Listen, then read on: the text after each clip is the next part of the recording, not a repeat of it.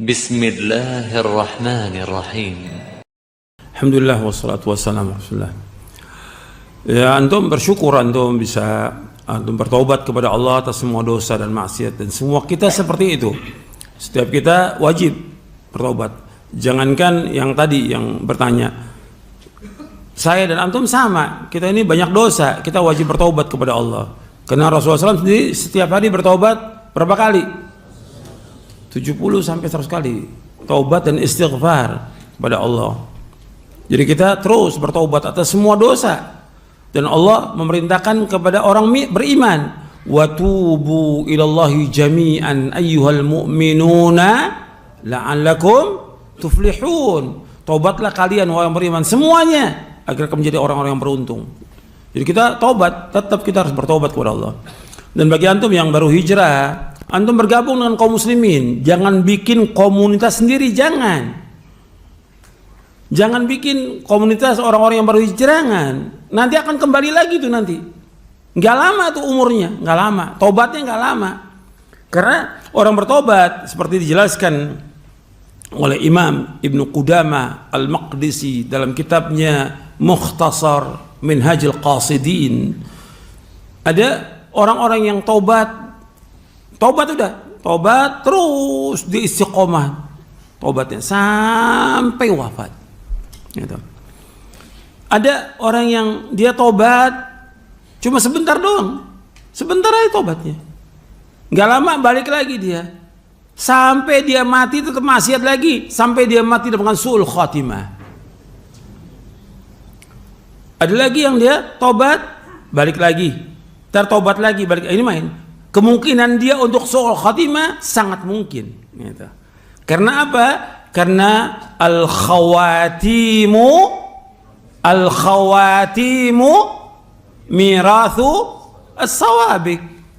Bagaimana dikatakan oleh Imam Ibn Rajab Al-Hambali dalam kitabnya Jami'ul Ulum wal Hikam, bahwa akhir kehidupan seorang tergantung dari warisan sebelumnya, bagaimana dia berbuat.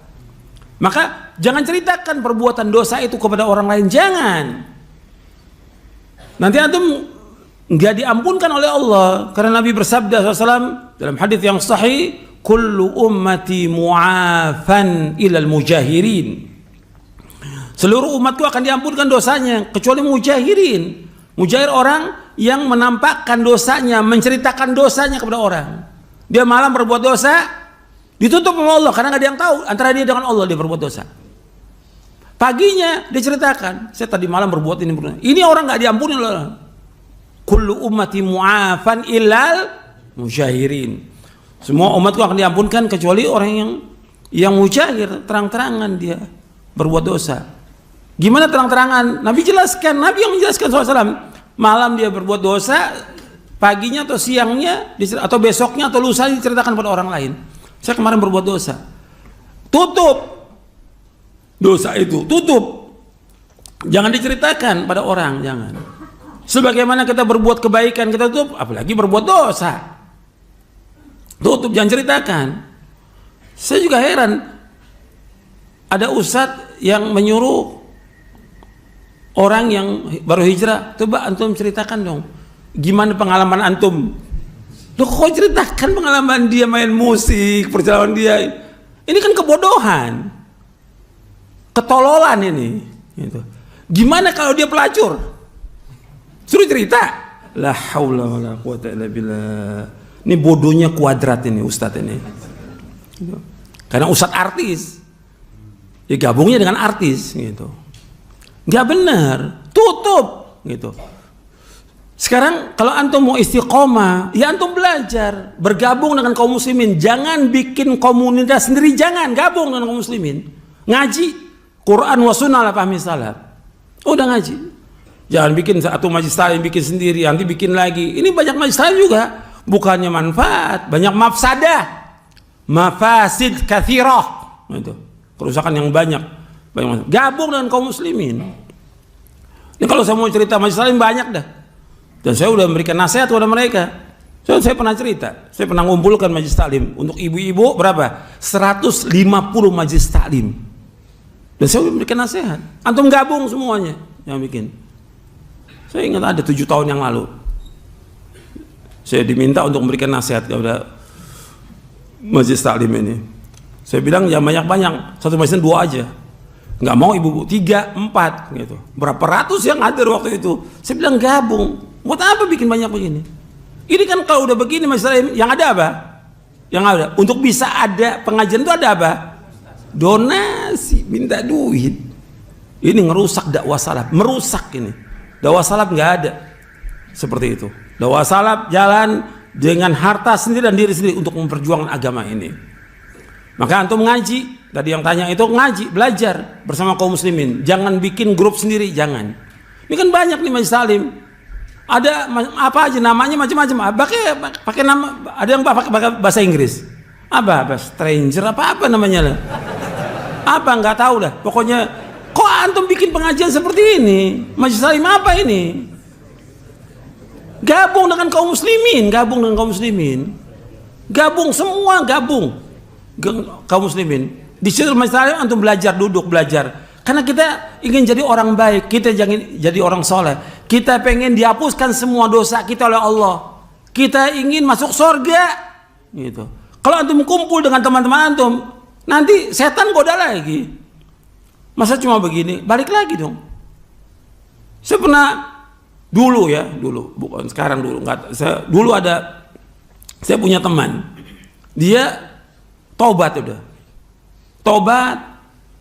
sampai dia belajar, kemudian dia ngajar teman-temannya yang rusak dari Islam Jamaah, dia ajarkan karena dia kumpul sama teman-teman yang lama, dia bekas pemusik, masih tuh paginya ngajar, malam main musik dia. Ini terjadi seperti ini, dan saya tahu, dan sekarang juga masih ada yang seperti itu. Kalau itu saya tahu sendiri, karena saya lihat itu. Kalau yang sekarang mungkin banyak juga yang seperti itu. Antum jangan udah tobat, tinggalkan semua. Memang ketika antum tobat ya digoda sama setan. Nggak ada orang yang tobat nggak digoda sama setan, tidak ada. Pasti digoda sama setan. Dan pasti diuji sama Allah, karena Allah ingin uji benar apa tidak tobat kita, jujur atau tidak tobat kita, ikhlas atau tidak, diuji sama Allah. Diuji dengan berbagai macam kesulitan. Sulit dia, mesti diuji dengan kesulitan. Ya, yang paling jelas nggak ada maisha. Kan lu dia bekas pemusik, berperan sebagai ini, mesti banyak duitnya kan. Begitu dia berhenti, mau ujian tuh. Dari istrinya, dari anaknya, dari orang tua, itu ujian tuh, berat itu ujian itu. Tapi jalani, antum ngaji terus, sabar, rezeki pasti kasih Allah, karena Allah sudah bagi rezeki ini, pasti. Bukan berarti antum taubat seperti orang yang dia kerja di riba ya, bank riba atau yang lain yang riba, kemudian dia berhenti. Itu berat cobaannya, dari istrinya, dari orang tuanya, dari anaknya, dari keluarganya, dicela, dicaci, dimaki, belum lagi yang lain, dan gak ada duit sama sekali. Tapi sabar, minta kepada Allah, karena yang punya rezeki Allah, bukan manusia. Sabar dan terus belajar. Yang paling penting di sini belajar. Antum nggak bisa baca Quran, antum belajar baca Quran. Dan setiap hari minimal antum baca 1 juz semuanya nih. Saya ingatkan kepada yang ngaji semuanya minimal 1 juz. Kalau bisa 2 juz antum baca Al-Quran setiap hari. Karena itu nasihat Rasulullah SAW. Suruh baca Al-Quran setiap hari 1 juz. Hatamkan setiap bulan. Kalau bisa 2 juz. Kalau bisa 3 juz. Terus baca buku-buku yang bermanfaat. Dan antum ngaji datang masa. Setelah itu amalkan. Semua karena Allah. Dan jangan antum tobat ini ingin seperti waktu antum berbuat dosa. Apa? Semuanya ingin diambil gambarnya. Kan banyak ini ustadz jadi apa? Artis. Kemana aja makan diambil gambarnya, jalan diambil gambarnya. Antum ini gimana? Kalau antum ceramah diambil, kalau salah antum menyampaikan ilmu. Tapi antum gerak, antum makan, jalan. Sekarang lagi makan, diambil gambarnya, disebarin lagi. Dilihat oleh semua orang, laki perempuan, lihat. Ini nggak benar seperti ini. Jangan, antum tutup itu. Bahkan kalau perlu antum belajar lagi, mondok kalau perlu. Belajar Quran Sunnah Fahmi Salaf, mondok.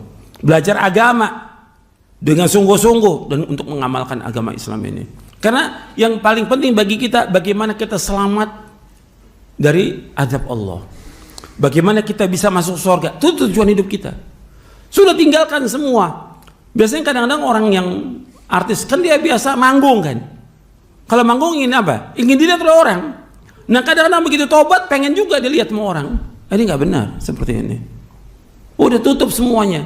Semua kejelekan tutup, semua kebaikan nggak tutup. Itu perkataan siapa? Imam Abu Hazim Salamah bin Dinar. Uktum hasanatika kama taktum sayyiatika. Itu disebutkan oleh Imam Dhahabi dalam kitabnya Syiar A'lamin Nubala. Uktum hasanatika kama taktum sayyiatika. Tutup kebaikan kamu sebagaimana kamu juga menutup kejelekan kamu. Jangan ditampakkan kepada orang kebaikan kita. Tutup semuanya. Dan kadang-kadang udah begitu ingin tampil lagi. Dan banyak sekarang yang tobat bukannya belajar, enggak. Bikin apa? Kegiatan sosial, bikin ini, peduli ini. Antum nggak disuruh belajar. Itu. Ada lagi. Oh sekarang ini ada orang berikan amanah ini kita untuk menyalurkan zakat. Loh aduh masalah harta lagi. Ini antum bakal makan nanti harta kaum muslimin. Ini amanah berat amanah. Biarkan aja oleh amri. Jangan urusan antum. Ngurusin begini. Antum ini tugasnya belajar. Udah. Dan ini saya ingatkan semua. Bukan hanya antum. Saya sudah sampaikan pada pekan yang lalu. Hatta kepada ustadz, berapa ustadz. Hatta pernah saya ketemu dokter, saya bilang antum belajar. Antum gak punya ilmu belajar. Karena itulah yang dianjurkan oleh para salafus saleh. Apa kata Abdullah bin Mas'ud radhiyallahu, ta'allamu fa idza 'alimtum fa'malu. Belajar kalian. Kalau sudah kamu belajar amalkan. Itu nasihat semua para ulama. Bukan nasihat saya, para ulama salaf. Antum baca nih di buku ini. Menuntut ilmu dalam surga. Belajar gitu. Bukan tampil, bukan jadi ngurus. Ini kan sekarang enggak, baru tobat sudah apa? Ngurusin ini. Tobat. Antum enggak ada kewajiban, antum belajar. Itu urusan biarkan oleh pemerintah atau orang-orang umum. Karena antum ingin selamat. Jadi jangan setan ini membisikkan kalau udah tobat diangkat. Ada yang tobat sekarang apa? Tobat nih umpamanya dari pendeta atau biarawati. Tobat untuk belajar mengamalkan Islam. Tobat jadi apa sekarang? Penceramah, dia gak punya ilmu. Faqidu syai' la yu'ti. Orang yang gak punya sesuatu gak akan bisa menyampaikan. Hari cerita apa? Cerita tentang gereja, cerita tentang Injil. Apa manfaatnya buat umat Islam? Gak ada manfaat, sama sekali gak ada manfaat. Antum belajar tentang Quran wa sunnah, apa misalnya belajar. Ini banyak. Nah sekarang umat Islam kan awam, yang terbanyak bodoh. Udah dia kan gembira kan ada pendeta masuk Islam. Dalam zaman dulu biasa aja. Nggak ada orang disambut, nggak ada orang tobat disambut, nggak ada. Sama seperti yang lain. Antum tobat untuk antum sendiri di hadapan obat dari kiamat. Nggak ada orang tobat disambut. Suruh jelaskan, nggak perlu. Tobat diam udah, sembunyi. Mudah-mudahan Allah mengampuni dosa kita agar kita masuk surga dengan sebab itu. Nggak disambut, nggak ada. Gitu. Saya pernah ketemu orang dari LDI dulu, ya 35 tahun yang lalu dulu. Saya ketemu tokoh ini di LDI. Dia keluar, terus dia bilang, saya ini ke lembaga dakwah nggak disambut. Nggak, dalam Islam orang tobat disambut. Antum udah banyak dosa nih. Antum ikut aliran sesat Islam Jamaah. Antum tobat kepada Allah Ta'ala. Sudah urusan antum dengan Allah. Antum ingin selamat. Antum sudah nyesatkan banyak orang dengan ajaran antum. Tobat kepada Allah. Antum belajar lagi Quran dan Sunnah, belajar tentang salaf, kemudian antum amalkan untuk istri antum, anak antum. Antum cari selamat dunia dan akhirat. Jangan minta penghargaan manusia, jangan. Manusia nggak bisa menyelamatkan kita dari azab Allah. Siapapun kita nggak akan bisa menyelamatkan azab Allah. Nggak bisa. Hatta di orang yang dekat dengan Rasul nggak bisa menyelamatkan. Yang bisa menyelamatkan adalah Allah. Dan juga amal-amal kita yang saleh, yang ikhlas dan jujur dan ittiba kepada Nabi SAW. Jadi ini yang bisa saya sampaikan. Mudah-mudahan sebagai nasihat untuk saya dan untuk antum sekalian. Mudah-mudahan bermanfaat. Wassalamualaikum Muhammadin sallallahu alaihi wasallam. Subhanakallah bihamdik. Asyhadu an la ilaha illa anta astaghfiruka wa atubu ilaik. Assalamualaikum warahmatullahi wabarakatuh.